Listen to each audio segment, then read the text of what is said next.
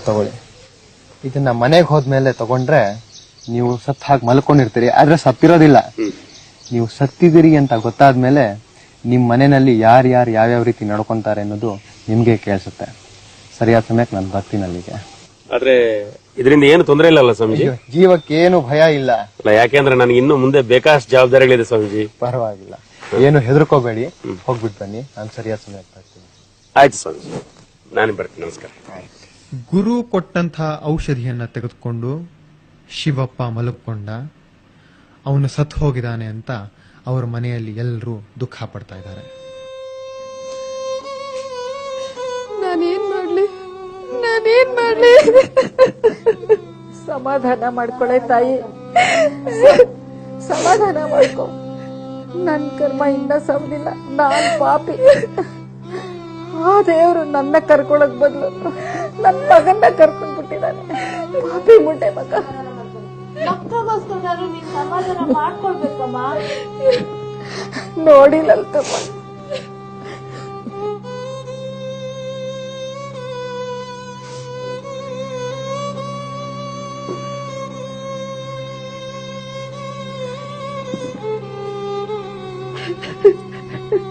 ಸ್ವಾಮಿಗಳೇ ನೋಡಿ ಅನ್ಯಾಯನ.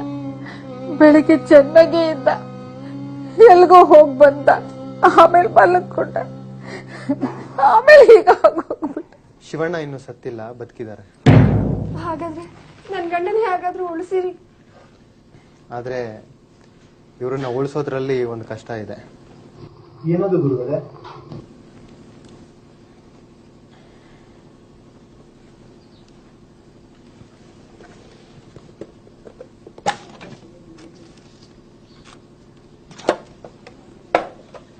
ಇದನ್ನ ನೀರಲ್ಲಿ ಕದಡಿ ಕುಡಿಸಿದ್ರೆ ಇವ್ರು ಬದುಕ್ತಾರೆ. ಅಷ್ಟೇ ತಾನೇ, ಕೊಡಿ, ನಾನ್ ಕುಡಿಸ್ತೀನಿ.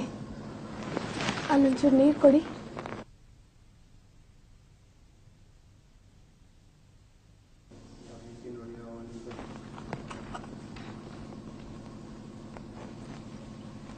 ಆದ್ರೆ ತಾಯಿ, ಇದನ್ನ ಮೊದಲು ಅವ್ರು ಕುಡಿಸೋದಕ್ಕಿಂತ ಮುಂಚೆ ನೀವು ಕುಡಿಬೇಕಾಗತ್ತೆ.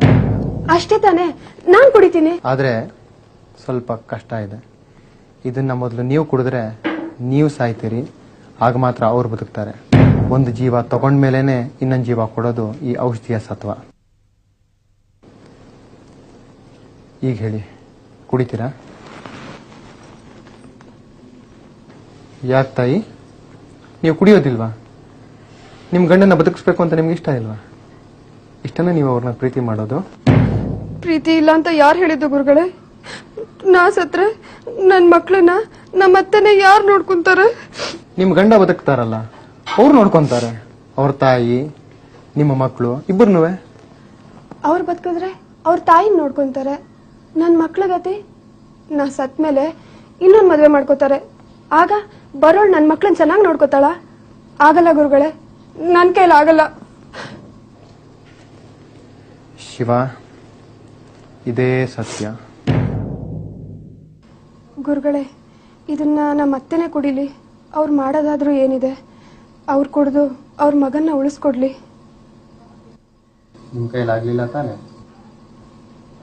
ಹೋಗ್ಲಿ ತಾಯಿ, ತಗೊಳ್ಳಿ. ಜಗತ್ತಿನಲ್ಲಿ ಯಾವುದೇ ತಾಯಿ ಆಗ್ಲಿ ತನ್ನ ಪ್ರಾಣ ಕೊಟ್ಟಾದ್ರೂ ಮಗನ್ನ ಬದುಕಿಸ್ಕೊಳ್ಳೋದಕ್ಕೆ ಪ್ರಯತ್ನ ಪಡ್ತಾಳಂತೆ. ತಗೊಳ್ಳಿ, ನೀವು ಕುಡೀರಿ.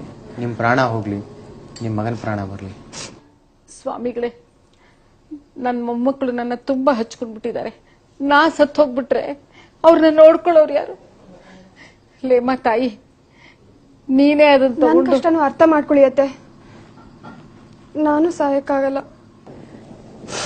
ಅಂತೂ ಕೊನೆಗೆ ಶಿವಣ್ಣನ ಬದುಕಿಸೋದಕ್ಕೆ ಯಾರು ಮುಂದೆ ಬರಲಿಲ್ಲ. ಔಷಧಿ ಸತ್ವ ಹೊರಟೋಯ್ತು, ಶಿವಣ್ಣನೂ ಹೊರಟು ಹೋದ.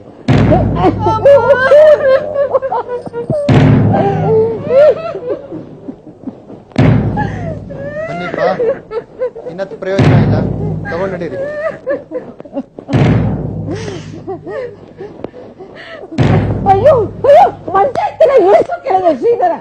ಯಾಕೆ ತಾಯಿ, ಏನಾಯ್ತು? ಮಗನೂ ಹೊರಟಾಗ ನನ್ ಗಂಟೆ ನೆನಪಾಗೋದು ಒಂದೇ ಇರೋದು. ತಾಯಿ, ಮಗಾನೇ ಹೋದ್ಮೇಲೆ ಇನ್ ಮಂಚಕ್ಕೆ ಯಾಕೆ ಒದ್ದಾಡ್ತೀರಿ? ತಗೊಂಡ್ ಬನ್ರಪ್ಪ ಬನ್ನಿ.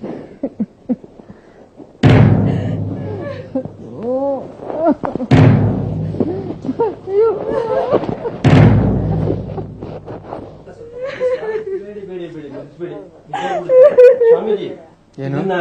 ಬಾಗಿಲು ಚಿಕ್ಕದಿರೋದ್ರಿಂದ ಆಚೆ ತಗೊಂಡೋಗ ಆಗ್ತಾ ಇಲ್ಲ ಬುದ್ಧಿ. ಚೌಕಟ್ನ ಒಡೆದಾಕ್ಬಿಡಿ, ಅವಾಗ ತಗೊಂಡ್ ಹೋಗ್ಬೋದು. ಅಯ್ಯೋ ಬೇಡ ಬೇಡ, ಬಾಗಿಲು ಮಾತ್ರ ಮುರಿದು ಹಾಕ್ಬೇಡಿ. ಅವ್ರು ಬೇರೆ ಇಲ್ಲ, ನನ್ ಕೆಲ್ ಸರಿ ಮಾಡ್ಸಕ್ ಆಗಲ್ಲ.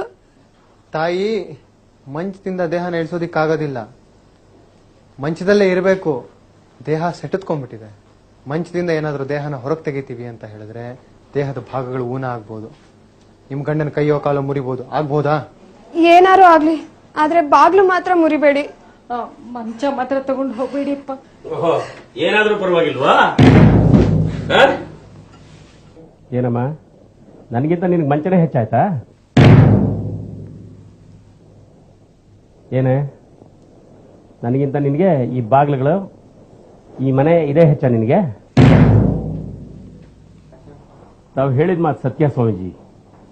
ಎಲ್ಲರೂ ತಮ್ಮ ಸ್ವಾರ್ಥಕ್ಕೋಸ್ಕರವಾಗಿ ಇನ್ನೊಬ್ಬರನ್ನು ಪ್ರೀತಿ ಮಾಡ್ತಾರೆ.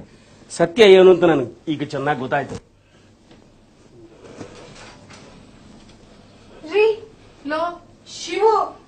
ಶ್ರೀರಾಮಕೃಷ್ಣರು ಹೇಳ್ತಾರೆ, ಜಗತ್ತಿನ ಜನ ಎಲ್ಲಿವರೆಗೆ ತಮ್ಮ ಸ್ವಾರ್ಥವನ್ನ ಈಡೇರಿಸಿಕೊಳ್ಳೋದಿಕ್ಕೆ ಅಡ್ಡಿ ಆಗೋದಿಲ್ವೋ ಅಲ್ಲಿವರೆಗೂ ಸ್ನೇಹಿತರ ತರಾನೇ ಇರ್ತಾರೆ ಅಂತ.